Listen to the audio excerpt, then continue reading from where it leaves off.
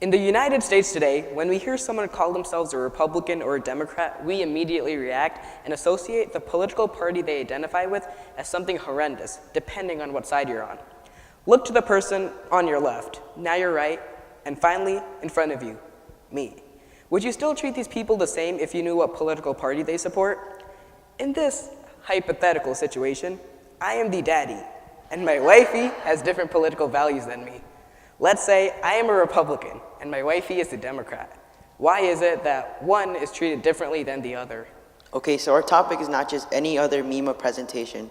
It's about political polarization and how it is a consequential issue in today's society, which explains the title Harmonize, Not Polarize.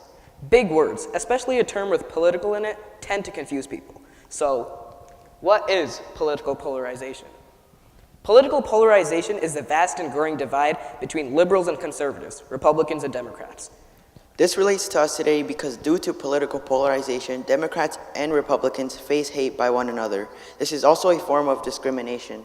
Let's start off by stating some differences between these parties to know why there is this strong rift and why people today are not reaching a consensus.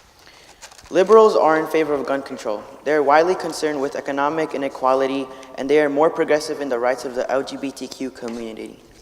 Now, conservatives are basically the opposite of liberals, as they are not in favor of gun control. They support the social and economic status quo, and most tend to oppose gay rights. Just know that these are based on the majority of the party. As with most things, there is a positive and negative consequence that comes with it. In our situation, the positive example is that more people are getting politically involved and participating in their civic obligations, like voting and taking action such as protesting for their rights. While the negative circumstances that follow political polarization are that many people are afraid to speak up to say who and what they support. They also believe that they will be shunned for having such political beliefs.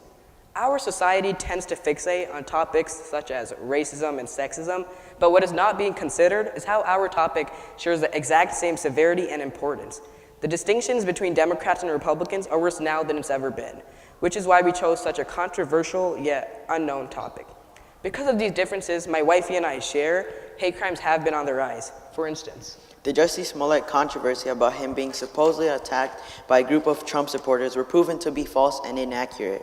And an instance of a hate crime being committed by a Republican was on January 18th, 2019, we're at a March for Life rally, a MAGA supporter taunted Native American activists. Additionally, this ruins the political image of both parties, which leads to strong assumptions people make regarding them. On the following slides, we place graphs which depict the hate crimes political polarization as caused in 2016 and after the election when Trump was elected. As you can see, African Americans and the LGBTQ community were being targeted the most. We also noticed that in 2017, hate crimes were becoming more common. So, hey, what could be a possible solution to political polarization in the US? People believe a possible solution could be to improve voter knowledge about what they are voting for because most people who do vote are adolescent millennials. Another cute solution could include increasing the voter turnout to increase the sample size.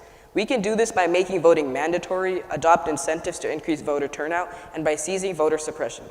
Or you can change the election process by ending the two-party system. The thing is, the US hasn't had a civil rights issue that brings the two parties the opportunity to work together.